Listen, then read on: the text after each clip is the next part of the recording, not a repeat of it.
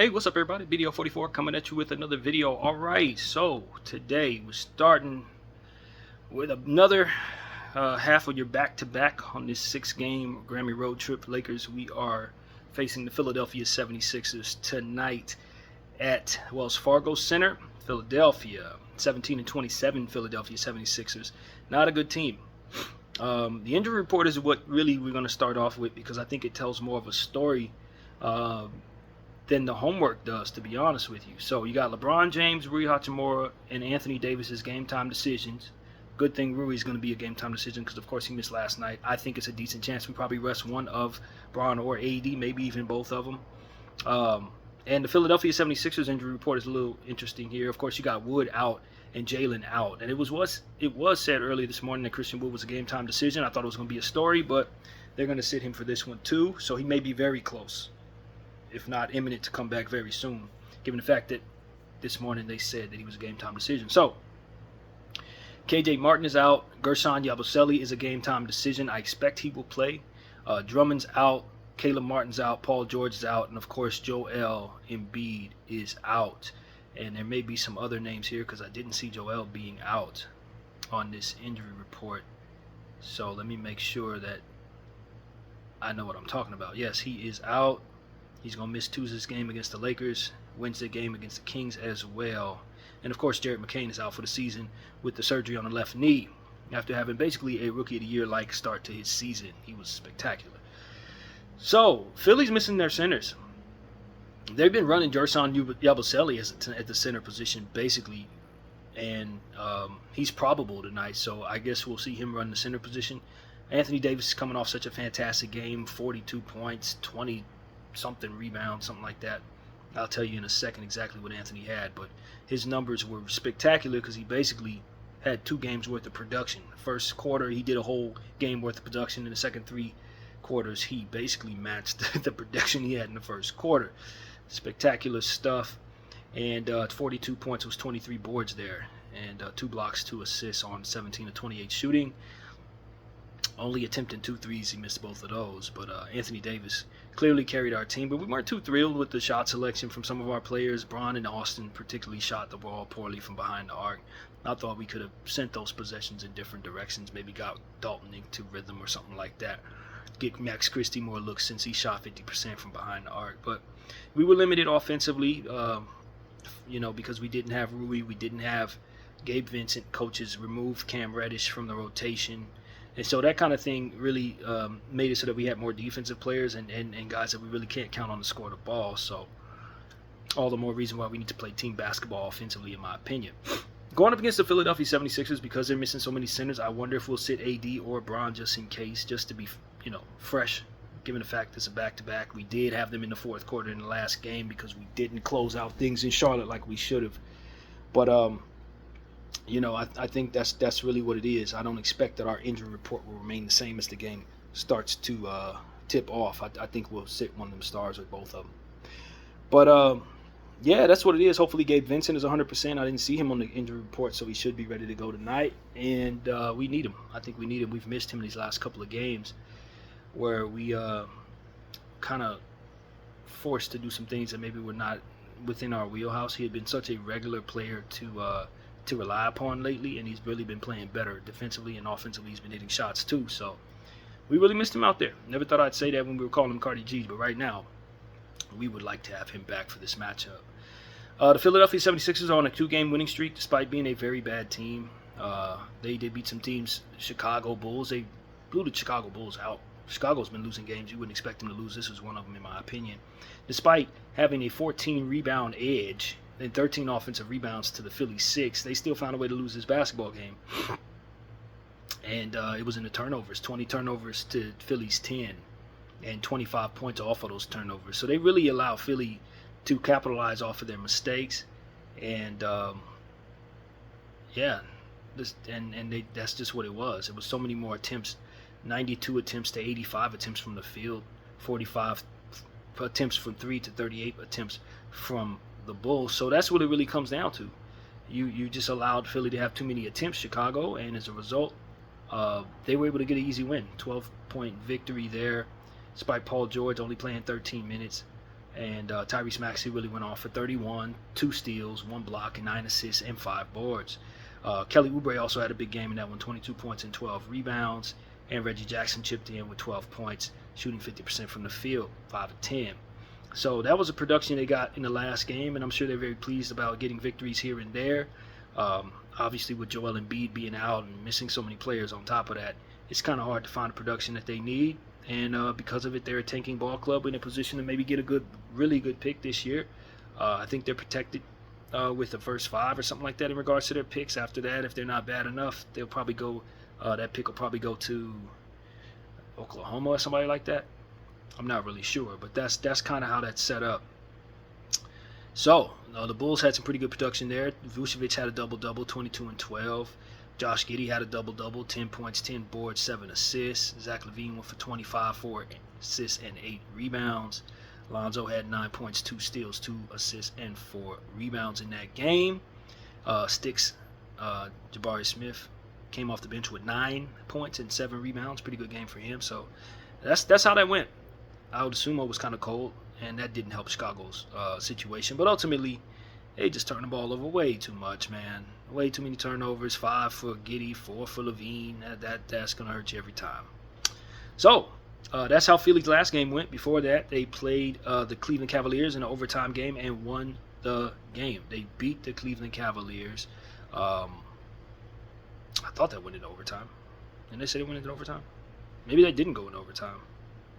I thought they said they went in overtime. Whatever the case may be. 132-129 was the score. A really close game. They shot well. 21 of 39 from the 3, 53%. 44 of 87 from the field, 50%. And, of course, Cleveland shot well, too, to be honest with you.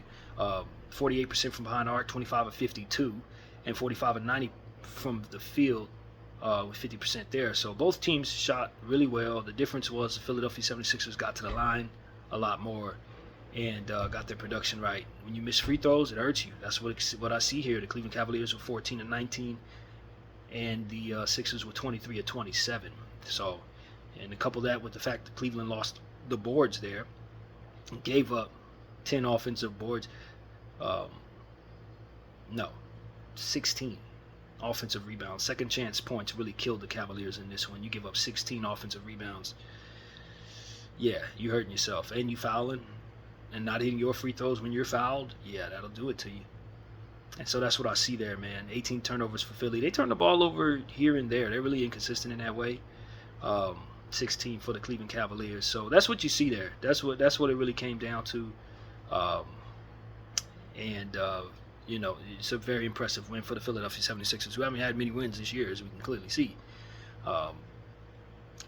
They had yet to get back Evan Mobley in Cleveland, so I'm sure that had a lot to do with what went wrong for them on the boards.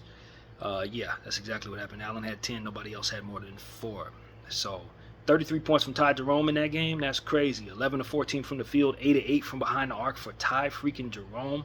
2 steals and 3 assists and 3 boards on top of that.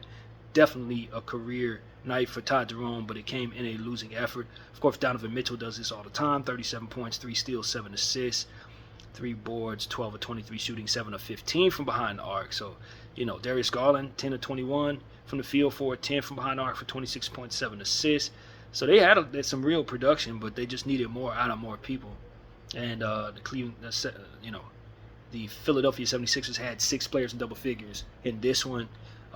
Justin Edwards, guy off the bench, we need to pay attention to. He's going to get a lot of minutes tonight. He was 4 of 8 from the field, 3 of 6 from behind the arc. In this one, 15 points, 2 steals, 1 block, 1 assist, and 6 boards. So be careful with Justin Edwards. He is a pretty good rookie.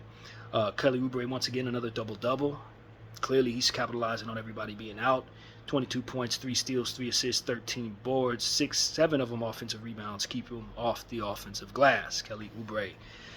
Eric Gordon's finally starting to contribute after having a slow start to his season. He is 4-4 from behind the arc, 5-8 from the field in that one for 15 points. So we'll definitely see him tonight. Tyrese Maxey playing like a superstar as usual. 29 points, 2 blocks, 2 steals, 7 assists, 3 rebounds on 9 of 18 shooting from the field, 4 of 8 shooting from behind the arc. Really good shooting night from Maxey there, 50% from both.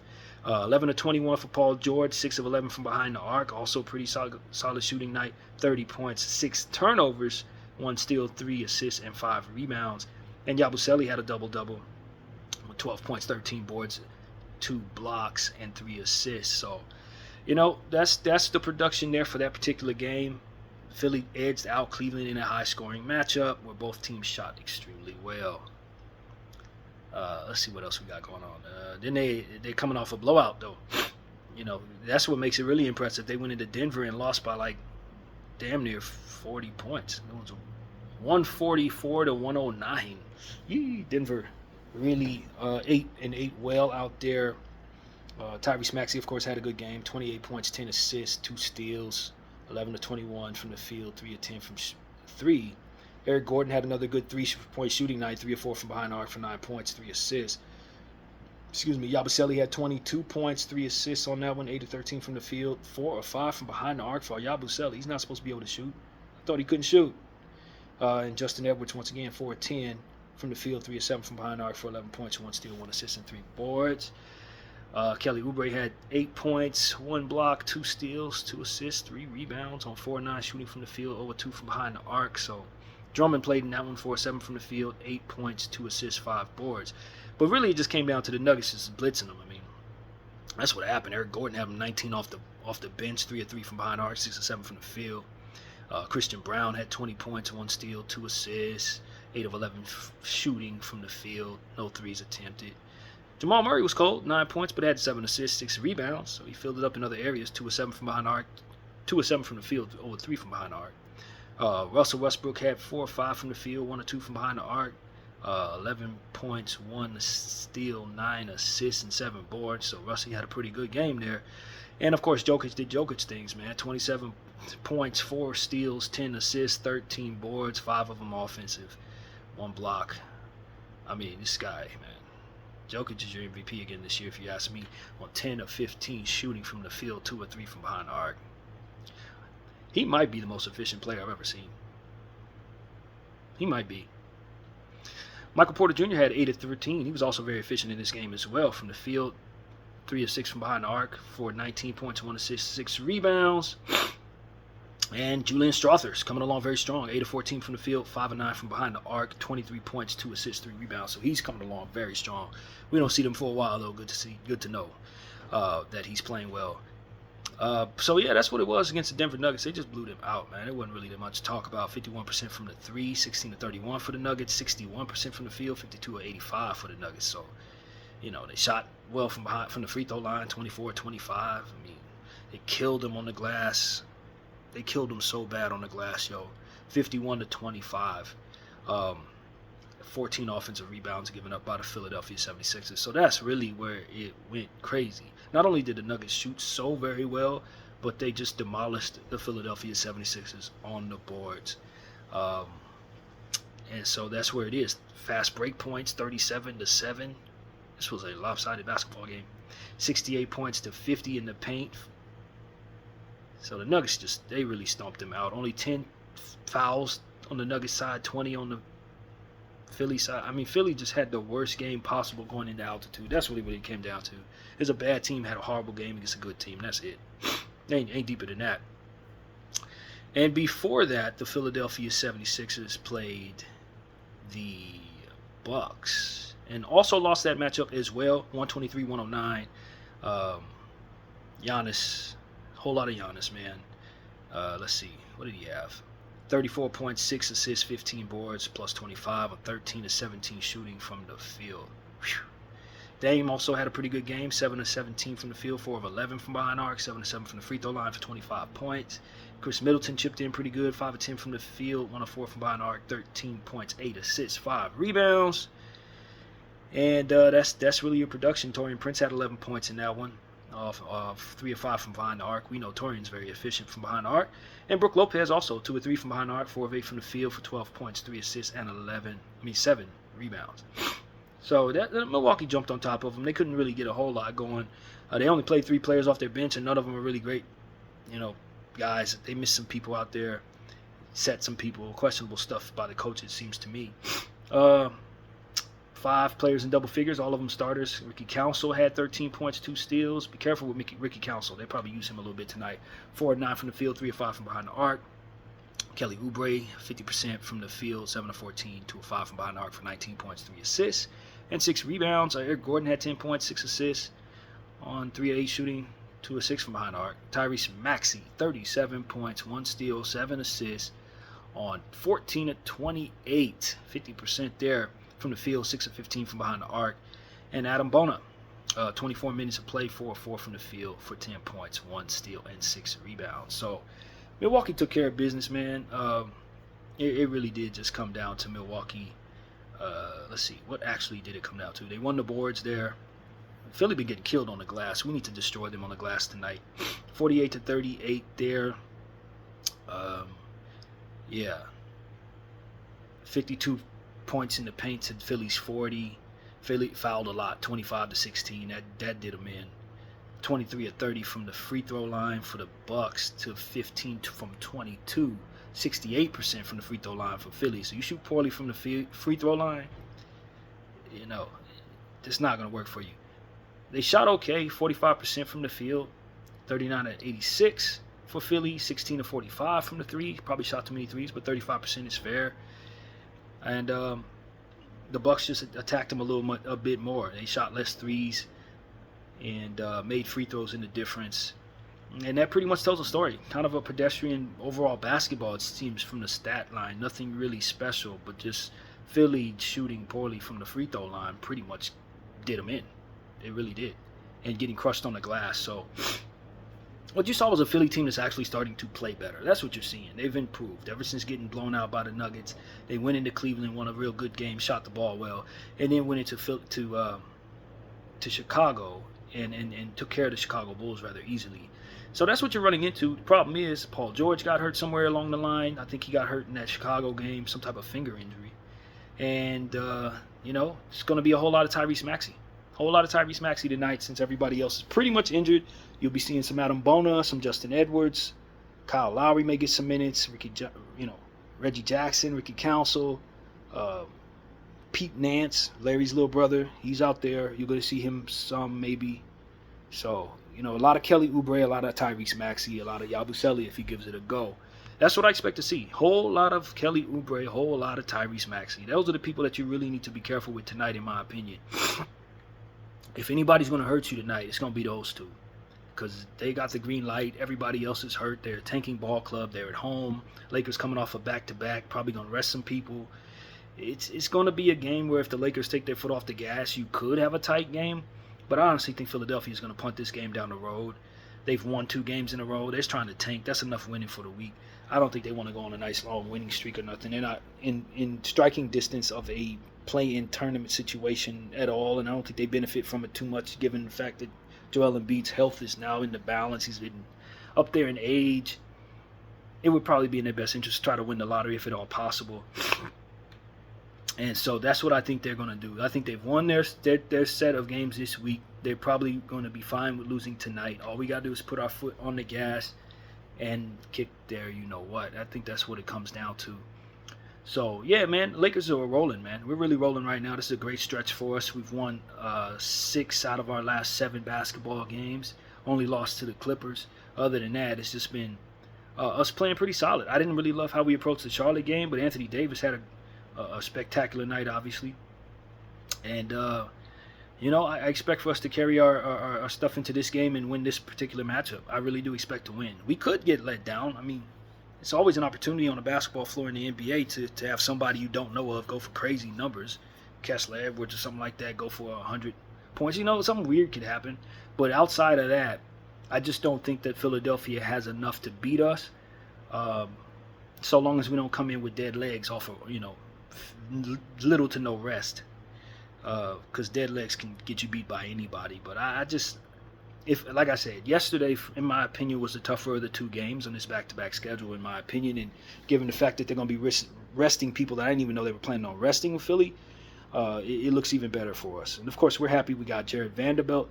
Although they're going to sit him tonight on the back-to-back. So I want people to know that they've just updated that. They're sitting Jared Vanderbilt tonight. And Braun is a game-time decision. Rui is a game-time decision. And Anthony is still a game-time decision. I expect one of those 3 people, or maybe 2 of those 3 people, to sit. And there's been no updates with the Philadelphia 76ers.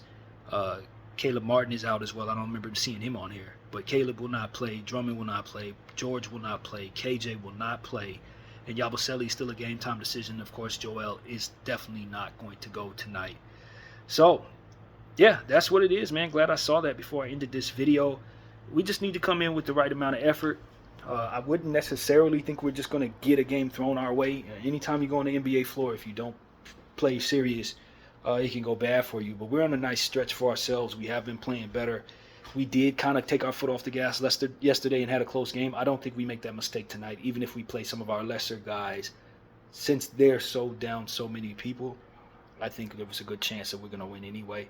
So we just got to come out with the right attitude, man. Don't be pedestrian. Don't take him for granted. Tyrese Maxey is a monster. He's healthy. He's going to play. He's going to put up probably about 40 points tonight. So, we got to be ready, especially without Vando. Some of the stuff that we benefited from last night was Vanderbilt down the stretch getting a steal and, doing stuff, creating problems. Him not being out there is going to kind of have us looking like we used to look, and we got to be aware we're going up against one of the best speed demons and one of the better point guards in all of basketball right now in Maxey with the green light to just go. And so he's going to go. If you're a fantasy basketball player, you pick him up right now. You pick him up, get your little easy money off of him. He's going to go tonight. So it's a big Austin Reeves night. He had a bad shooting night last night. I'd imagine he, will play better tonight. I know that, coming off a back-to-back is going to be a little rough on all these guys on the road, but at the end of the day, I just expect Austin Reeves to bounce back strong. Max Christie shot the 3-ball well last night. Hopefully that continues. And like I said, getting Gabe Vincent back, if he's playing well, should be a real boost, especially to our defense without Vanderbilt. So, and man, we love what we saw from Dodo last night. Big dunk, man. It was spectacular. Gave Bridges a taste of his own medicine, as he always dunks on people. We got him last night in a real way, so that was fun. And like I said, Anthony Davis coming off such a spectacular night. We're in the middle of a long road trip. I would not be upset if we let Anthony sit on this one, especially since they literally don't have a center but Adam Bona, the rookie. They're going to be running small ball all night anyway, so he will take advantage if he's able to play. But I would not be against the Lakers giving him a break tonight, and maybe even giving him a break against the Wizards because it's the damn Wizards. So, we're on a soft part of the schedule right now. But Philly is a team with a lot of talent. They're not very athletic, but they do have Maxey, and Maxey is a tired team when he wants to be. So we need to be careful with him. And like as we mentioned already, Kelly Oubre's in a nice stretch for himself, getting a lot of boards on the offensive side.